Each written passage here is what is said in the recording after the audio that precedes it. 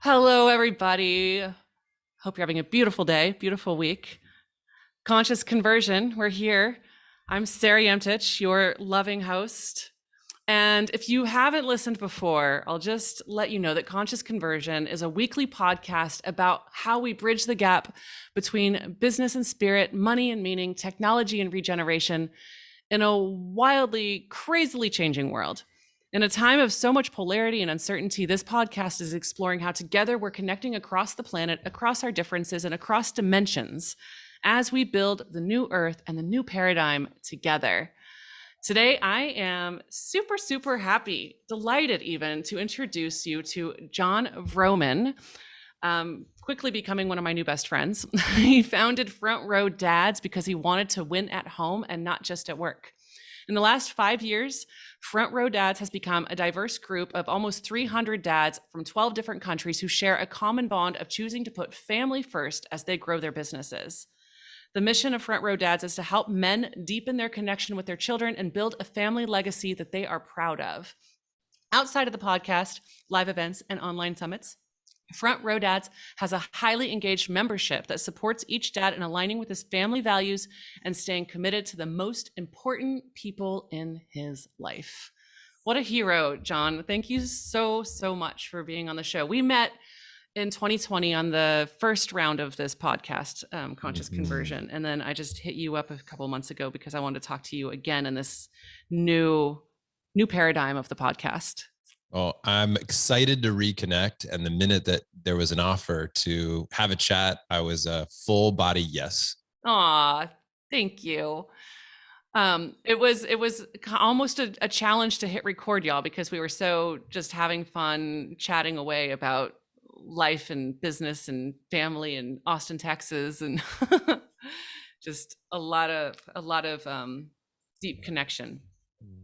Yeah, it felt very natural. I mean, that's the best part is it's like whether we were recording or not, I just like it to be the same way all the time. I love that. So I'm just going to start out like we were talking about. This is a super, casual conversation. It's a dialogue. You can ask me questions. We can just shoot the shit, whatever. There's obviously some themes I like to address, and I like to just go in deep. So the first question is intended to get us in that direction, but do with it what you will. So right now on the planet, in this incarnation, how would you describe your soul's purpose?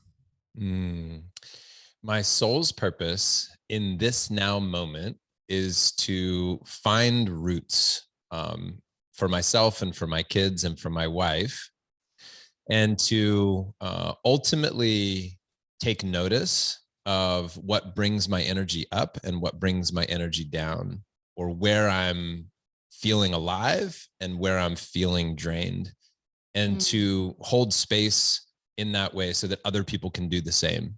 I think I spent my 20s in this very much, if you don't feel good, here's how to feel better.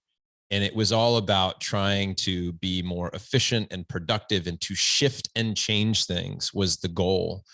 And now I'm much more in a place where I feel like my purpose and in this life that I'm currently leading is to be okay with whatever's popping up and be less attached to wanting to change it.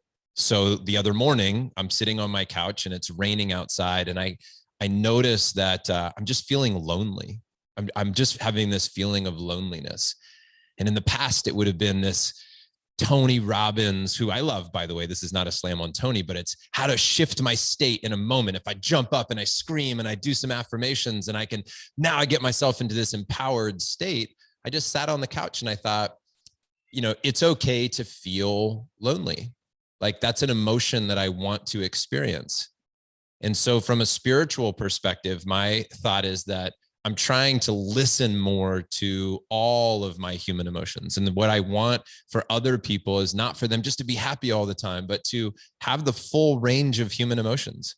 That my joy is now in seeing within myself and within my kids the full range of human emotions, almost an appreciation for when my two boys are having a difficult time. Or this morning, my wife and my son were fighting. It was pretty intense. And I just thought, don't try to just make everything better. Don't try to find the silver lining to everything. Don't try to just, hey, look over here. Don't look over here. Don't be sad. Let's not cry. Let's all smile. To just say, look, this is just part of life together. And I'm not resisting the pain as much as I had in the past. So that's what comes up for me. Wow. So there's so much beauty there. I love it. And I feel like increasingly when I ask this question about purpose, I get the answer I keep getting. And it's not going to make me stop asking the question because I love the consistency in the answer, is that these people are consistently saying that their purpose is about their own self-actualization and their own full self-expression of who they truly are and getting out of their own way of that. And then, a byproduct of that is that you inspire others to do the same. But I feel like maybe even just a couple years ago, the answer was a lot more like, oh, to help awaken the planet or to do good for others. And it was very other focused. And I think increasingly it's like, wait a minute, the best thing that I can do is to be a fully expressed version of myself.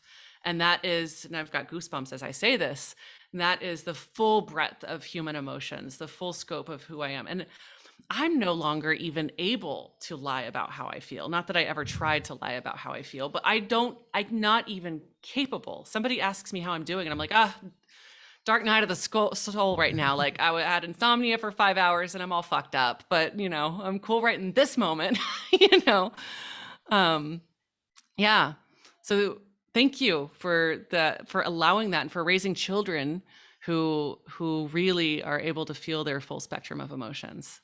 Yeah. All right. So here's a question for you. What is on any given day, take me into your heart and your mind and your experience of life. What are the range of emotions that you'll experience in the course of any given day? And if you wanted to, you could even just look at the past few days as an example. Yeah. I feel like I need a multi-day analysis a little bit because I have been on an emotional roller coaster, I would say for like 9 months now, where I'm, and it's partially why I left one part of Costa Rica and moved to another part of Costa Rica, is because I really wanted to change my environment and see what happened with that. But I would say that, oh, here comes my kiddo. Yay. Here, you can make an appearance for those that are watching as opposed to listening. Here he is. Hey, good to meet you. I'm Jon. Hi. How's your day going? Good. I'm so glad that you're here right now. We were just talking about experiencing the full range of human emotions. And so I'm so glad that you got invited into this dialogue, this conversation. How are you feeling? Good. Good. Monosyllabic answers from a 7-year-old. That's great. Yeah, I like it. That's good. Well, So- really nice to meet you. Mwah. All right, baby. I'm going to continue answering his question. Okay. Okay. So my full range of, or my full spectrum of emotions over the last several days, it really, I mean, I am feeling naturally and allowing myself to feel the deepest pits of sort of anxiety, despair, depression, freak out, and allowing myself to feel the excitement and ecstasy and optimism. And I really have that range within a 24-hour period. And it's wild. I almost am observing myself be bipolar, except I don't think that it necessarily needs to be a mental health diagnosis. It's just a state of my being right now. And I'm since I'm able to observe it, I don't believe all the stories, and I'm not getting trapped in it or lost in it. I'm just fully honest with myself, and I allow myself to cry, and I allow myself to feel the depths of it, which then frees me up the next morning to wake up and be like, oh, wow, I feel amazing. I woke up on the right side of the bed today. I feel really optimistic. Everything's totally fine. And oh my God, like the potentialities right now are just infinite. Yeah. And that's not to say that tomorrow I'm not going to again wake up or sometime in the middle of the day get triggered by something and feel in the pits of anxiety and despair again. Yeah, so my range is pretty fucking broad right now. I really appreciate you sharing that. Thanks for your honesty. When I think back on the retreats that we've done with these front row dads over the last 6 years, we did our first one in 2016, and we've done 2 every year since then. And when I look back to the comments that men have made to the group about why the experience was powerful for them, so much of it had to do with the vulnerability and the honesty, right, of what was happening in that room. Because for most dads, they're not having these deep conversations because there's just not a container to do it. And that makes sense. If your family time is like going over to a friend's house on the weekend and the kids are swimming in the pool, and you might not have the space, the container to have the deepest explorations of these family conversations, and even to know where somebody's really hurting, where somebody's really struggling. A dad who looks like they've got it all together, but behind the scenes, like, yelled at their kids. There's this opportunity that we have to be really vulnerable about the mistakes we've made. Or, sometimes when we ask somebody, how's your marriage? We don't really give them the honest answer of where we're struggling there, because we don't want to throw our partner under the bus, or our partner is part of the community too. And we don't want to expose them or expose our darkness to this group. But man, when you hear somebody that's going through the life experience, the highs, the lows, experience the dark, the manic depression, the bipolar, I feel bipolar at times. I've never been diagnosed as that, but if somebody describes what bipolar is, I'm like, yeah, I've totally experienced that. Like, I get it. Right. There's a range, of course, and there's certainly a spectrum to be considered, but man, it's so refreshing when you hear somebody that's as accomplished as you are, that's as together as you are, seemingly so, right? To go, oh, by the way, yeah, there's some tough days. Thank you for being honest. Yeah, thank you for saying thank you. It's interesting because I was just at a retreat/workshop last week with a led by a woman who I admire a lot, who she's a friend and I admire her. Like, I really, really love what she does. And she was talking about how just last year she was in this, and she I'm just like, oh my God, she's so got her shit together. Like, oh. And just last year she was talking about her 40th birthday, and I'm 40. And how deep in the hopelessness she was in, and how lonely she felt, and all of these feelings that she was feeling. And it felt like, not that I necessarily wish that on anybody, but it did give me it was a balm to my soul, for sure, to hear somebody that I admire talking very vulnerably about how they recently felt and how happy she seems right now. And it's just, I think the more that you can see yourself, as I get older, I've been in the depths, you kind of go through, I think if you're living your life in a truly authentic way, you have your moments where you are in the sort of depths of hopelessness. And then you come through that, and on the other side, and you're like, oh, wow, now I know why I was going through that. Now I know why I had to have that dark night of the soul and resurrect myself, and come out the other side, this like badass warrior queen that can handle damn near anything. And so if you just have enough of those lived experiences, and then when you're in it next, you're like, oh, something really cool is going to happen from this. I don't know what it is, and I might need to go through it a bit more here before I figure it out, but something really fucking exciting is on the other side, because this feeling is familiar. Yeah. It's so nice to have it and be so real. There's a lot of energy in trying to fake your way through it all. And I mean, I don't know. So on the Enneagram, I'm a 7. So I'm an enthusiast. And I also means that I'm silver linings. I'm always seeing the bright side of things. And it served me for a portion of my life until it didn't. I remember somebody who I met years ago, they told my wife, they said, I don't trust Jon because he's just so happy all the time. I remember being offended by that. I was like, oh, I remember feeling like I was right and they were wrong. You just don't know me. I'm a really positive person. But I think the truth in that, if I look at, well, how could that be true? How is that a gift to me to hear that? Is that people definitely want to know that you're, that your wheels fall off sometimes. Because if you take a hard enough look, they do for everybody.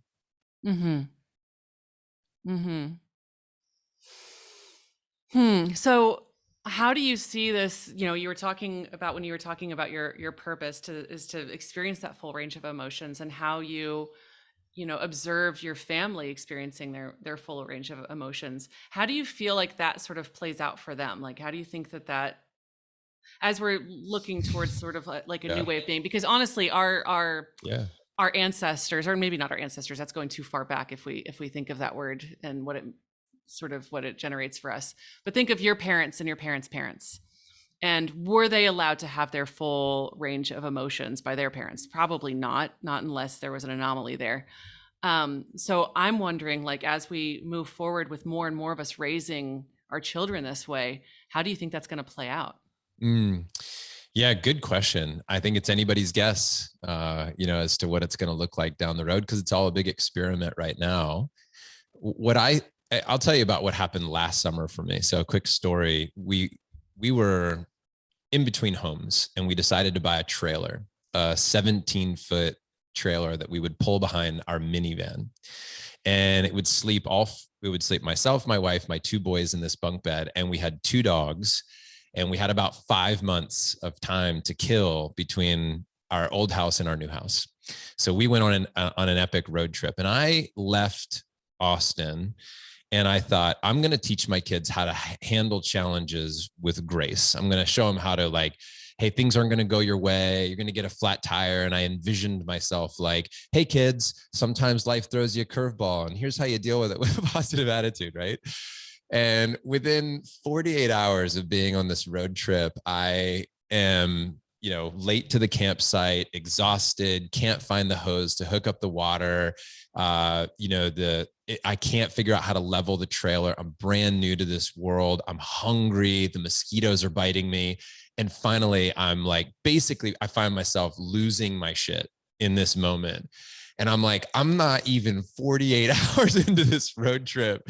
And so much for like handling everything with grace and showing them what a perfect father looks like, and I'm angry, I'm pissed, I'm negative. Like, I am a terrible role model. So I'm telling myself, right?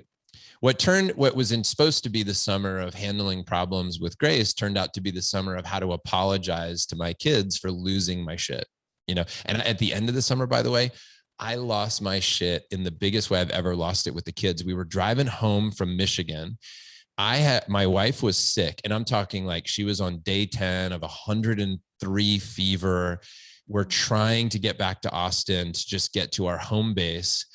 And they're long days, and it's uncomfortable. And there's a minivan that's packed, and I'm pulling a trailer that the minivan barely pulls it.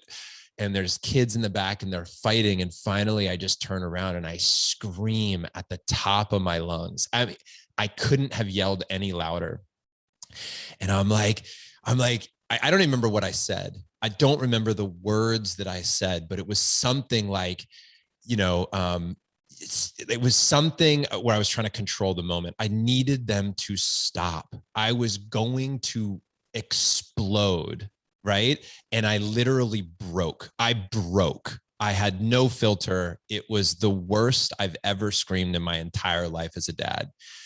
And I got back and I felt traumatized from this trip. And I felt like a failure as a father because I'm like, who does that? Like, that's not, I'm the leader of the front row dads. I lead 300 men. I've been studying fatherhood for 6 years, right? I have all these resources. How does that happen?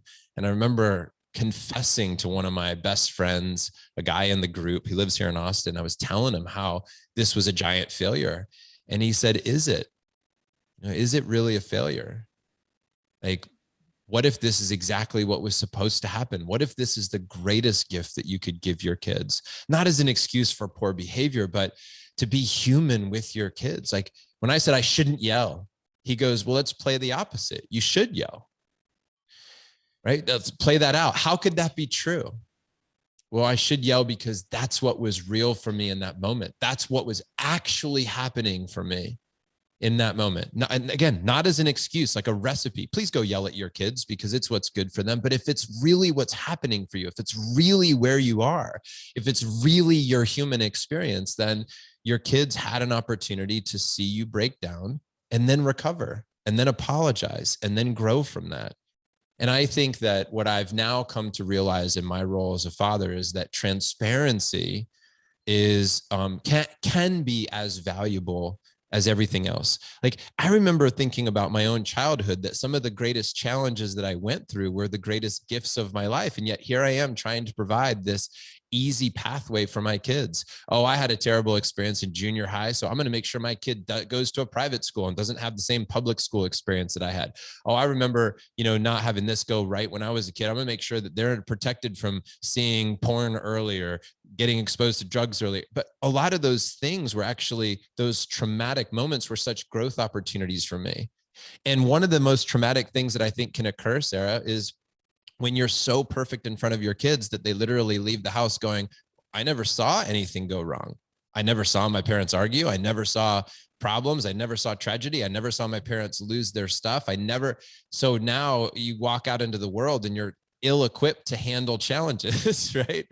So I think that what I'm ultimately getting at is that the most important thing for me and what I see for the planet and the world later down the road would be that if we can be in tune with our truest selves and then go through life together with our children, having appropriate conversations in the moment about our humanity, that's where I feel the most optimistic about families and their growth into the future. I'm giving you an applause because I so agree with you on all of that. I feel it so, it's so relevant to me personally right now, what you just said about parenting styles. And I don't meet, or at least I'm not talking about it a whole lot, or maybe I'm talking to people who aren't parents already, and so they don't have the experience yet. But I feel sometimes like I am a very unique parent in this way, in that I have extremely transparent, authentic communication with my child. I tell him everything, and I do it on a way that is at least on the level of his age, but Sure. Yeah, also age knowing appropriate. that he's a cosmic being that can comprehend a lot of things. Yes. So, if I don't want to tell him something, for instance, I just gave this example the other day. I'm trying to remember it. Hold on a second. I've got to, Indy, turn it down. My kid's home right now because there's no school. Anyway, and he's watching a show because that's what you got to do sometimes. That's right. Anyway, so I'm trying to think of what the example was of what I was talking with him about the other day. I just told this story and now I can't remember it. But for instance, the other day when with the whole Ukraine thing, I was talking on the phone and I said something about war and oh God, now we've got to pay it. Now this is being sort of put in front of us in addition to everything else. And he asked me later, like, what is this World War III thing that you're talking about? And I'm very honest with him in the sense that I say, well, it's a battle, and it's a battle that involves a lot of people. And I don't think that I want to talk to you about it. I don't feel like at this point in your life that it's important for you to know about that. And just know that I'm handling whatever I need to handle so that you can have, as much of a pure, beautiful life as possible. And he takes that and he's like, he assesses it and he's like, okay, that makes sense. So Yeah. he doesn't pry more. He's not like, why won't you tell me? He's just like, okay, got it. So you're looking out for my best interests and I'm just going to be cool with that.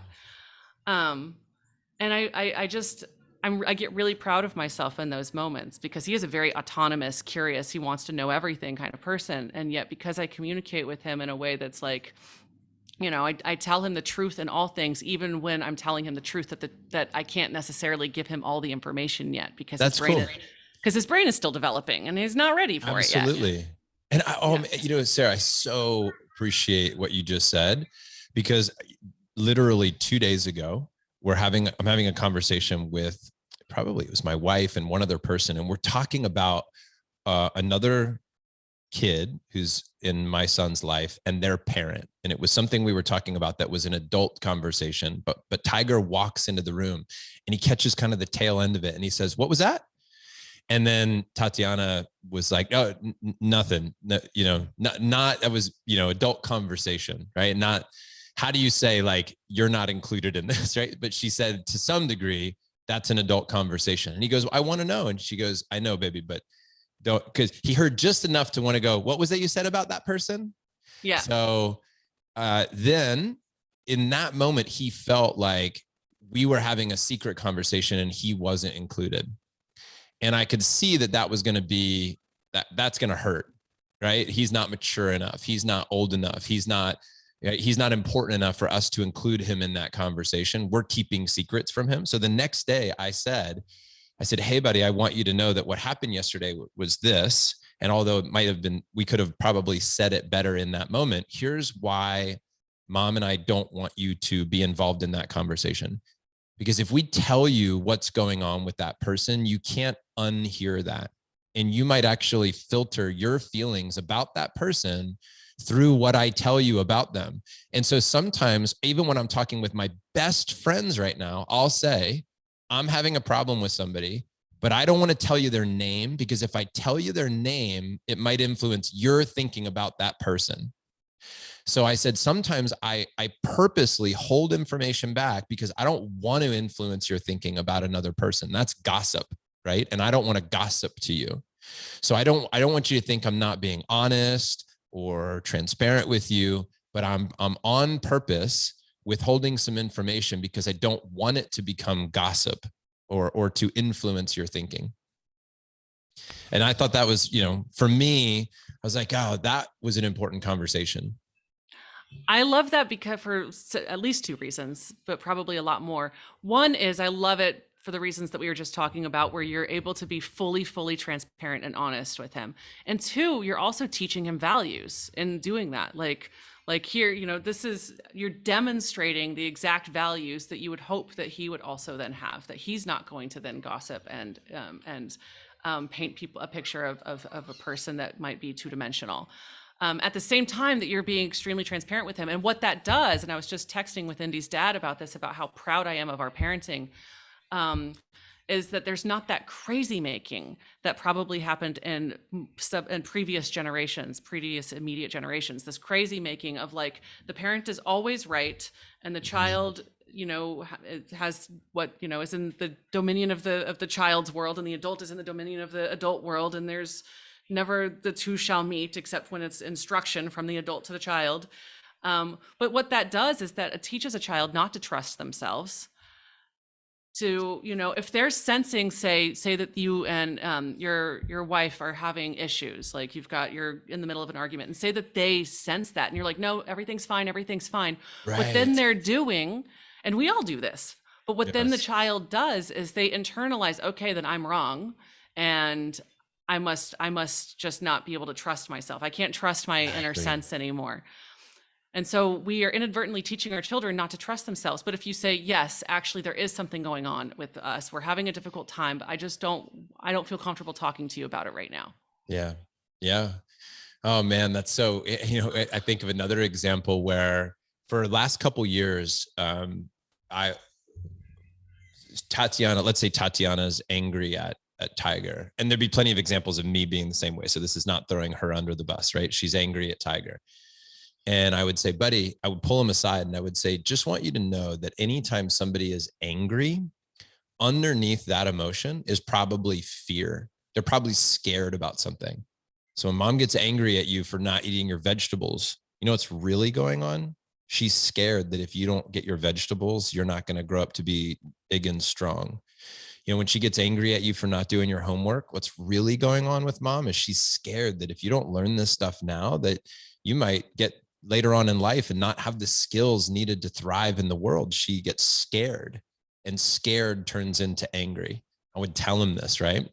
And I remember this one time. And so that to me is like, that to me is the transparency that really helps with and the work that we do on ourselves to be even conscious enough to know those things. But Tiger, later I remember her coming to me saying, hey, Mom's really, in a bad mood, but I know that she's really just scared. And I'm like, wow, man, that's to learn that lesson at that age, this early on, to recognize that. I think it's really good. I'm floored. I love it so much. And it makes me like, the theme of this podcast is, new paradigm, right? Like old systems are crumbling. The way that our parents and our parents' parents and our parents' parents' parents did things is not working anymore. Like we've got to shift the paradigm. And when I think about kids learning that level of self-awareness, self-understanding, trust, compassion, forgiveness, generosity of spirit, when I think of these kids learning that on such a deep level, at such a young age and carrying that forward into tomorrow, into into the next generation, I am so excited about the world that we're creating. And that's what I'm talking about, of that like bipolarism of like, oh my God, the world's going to hell. What's happening? Or on the micro and the macro level, shit's, hitting the fan. And Right. then I think about all of those of us, the people that I interview on this podcast, the people I work with in my business, and the friends that I surround myself with, that are really intentionally parenting differently, implementing permaculture, developing a relationship with Mother Earth, Gaia energy, like all the things that we're doing that really could be a tipping point to creating heaven on earth if we can follow through with it. Oh man, I agree. And as I stand here talking to you, I look outside and we're turning our whole yard into a food forest. Thanks to my friend Jim Gale, who, that's his company, Food Forest Abundance. And he's just like, I want my kids to go outside and pick berries off a bush. I want my kids to, experience, like we have some chickens now. And I have hope for that. Like if we can all find ways to create this heaven on earth right here in our own backyard, or with whatever resources you have. I mean, I think that's the game, is you take whatever you've been given and you make the best of it. So regardless of how much land you have or where you live, even if you're in the city, there's ways to be creative to bring nature back into our worlds. Something else, Sarah, real quick, I wanted to mention before I forget this too, is I love that you and I are trying to do the work on ourselves. And I know you're on this spiritual journey. You're doing the work. You're doing the hard work, right? To become a conscious being so that you can be the best for your kids. And one of the things that I've realized is that rather than, I used to think of parenting as like this set of rules that I would give down to my children, versus that it's not establishing necessarily a set of rules that you give to your kids, although that can be a very effective strategy. I just had a guy on the show and he said, these are our family rules. These are our life rules. And the way he articulates them is beautiful. But I think about the idea of modeling behavior for our kids. And one of the greatest gifts we have is to go through all these human emotions and experiences and to do the things, say the things that we hope that they will ultimately one day be able to say, do, and emulate, because they've been gifts to us. One of them is, instead of saying, I'm angry to my son, which was a level of consciousness I was playing at a few years ago, admitting that I was angry. Hey, I'm really angry right now, right? I'm angry at your mom. I'm angry at the world. I'm angry at myself. I'm angry at you. I'm angry at whatever. That was like a stepping stone for me. The latest one, where I am now, which I'll probably look back on 10 years and see how unconscious I am today, but where I'm now is I say to my son, I'm making myself angry. And I'm using that language. Like when I'm angry, I say, I'm making myself angry right now because what I believe is this. I'm making myself upset right now because these are the standards which I think are appropriate for me as a dad. I'm choosing that word. I'm making myself angry. I'm making myself sad right now because the story I'm telling myself is blank. Right? I love it. But I'm not telling him anything about that. I'm not saying, do you see what I mean, son? You see how I'm doing that? You see how I'm I'm not trying to use it as like my enlightenment is also my ego trip for being a great dad. Son, let me pull you under my wing here and show you the way and articulate, the beautiful pathway into a great life. But to say, can I actually have my ego in check so much that I can just do the thing without explaining what I'm doing? How great I am. Did you see how I did that, son? Do you see how I use these words? Well, I mean, and you're giving your sons credit that they can observe and learn from that observation and then extrapolate from that whatever they want from their own intrinsic values. Yeah. I think there's a beautiful quote that says storytelling, it's Hannah Arendt, she said, storytelling is revealing meaning without committing to the error of defining it. And I think that when in so many times, like our parenting strategy and the paradigm now is not casting down these rules, these commandments of how we must live our lives, this dictatorship mentality, this authoritarian mentality, but to help people to find,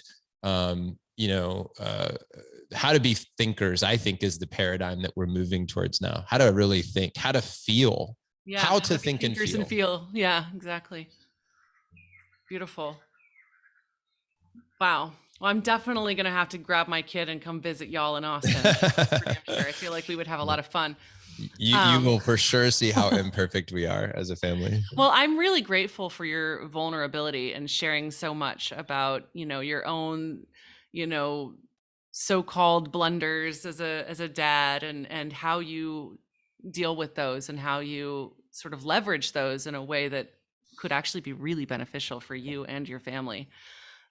So I think that's amazing. Thank you for sharing that. And it makes it actually, just on a personal level, I'll speak vulnerably, it actually helps me feel better too, because dear Lord, I've had my making myself angry moments where I was not that self-responsible until a few minutes later, sometimes maybe an hour later, where I'm like, oh my God, kid, I'm so sorry. Yeah. I'm so sorry. I did not need to yell at you like that. I'm not perfect.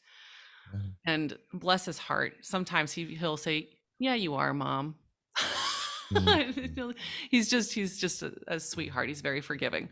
Yeah. But I'm really grateful for your vulnerability there. Thank you. This has been a fun conversation as always. Yeah, super fun. I love it. We could go on and on. I want to make sure that we have time for you to share how people can find you and what you're up to currently. Like, how could somebody work with you, get to know you better? Sure. Yeah, I want to serve guys who want to be family men with businesses, not businessmen with families. So in one sentence, that's the whole thing. Family men with businesses, not businessmen with families. High performers, entrepreneurs, business owners. That's who I hope we can create a community for, to have the conversations that aren't normally happening in their lives. Lots of business chats, very successful men who've crushed it in that area. But my hope is that we can reduce the number of people who get to the end of their life and have this moment where they're like, oh man, I wish I would have been there more for my family.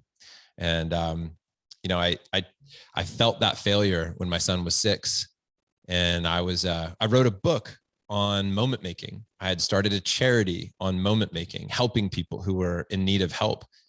And then my wife pulled me aside one day and said, you're more of a moment maker for everybody else than you are for your family. And she was right. I was so busy trying to make a difference in the world and show my kids what it was like to live a life of contribution and to give. And I wanted to do that for myself and my kids. But the reality was that I needed to learn how to be famous at home. I needed to learn how to put my family first. I needed to know how to align my schedule. I needed accountability for that. I need people to help me identify my blind spots. I mean, one of the most challenging things about, conscious and awakened and powerful men who are killing it in business is that they often, they're in this role of they're doing so much good and they're making so much progress that they're unaware of their blind spots. And, to have other men that can bring things to light that we haven't considered before, to see how the opposite could be true, to see things from different angles.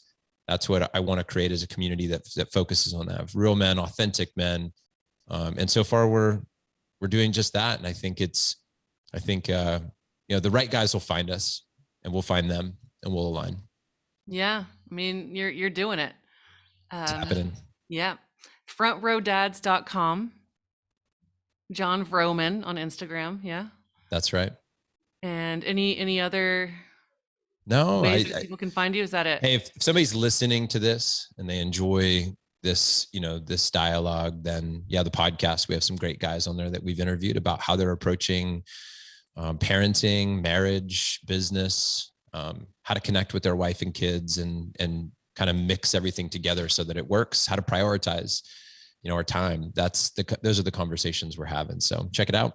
We've had some great guests on there, some amazing men, people that I've admired in their own fields, like Zach Bush. I love Zach from his work on the health space, but nobody that I knew had ever interviewed Zach on his take on fatherhood.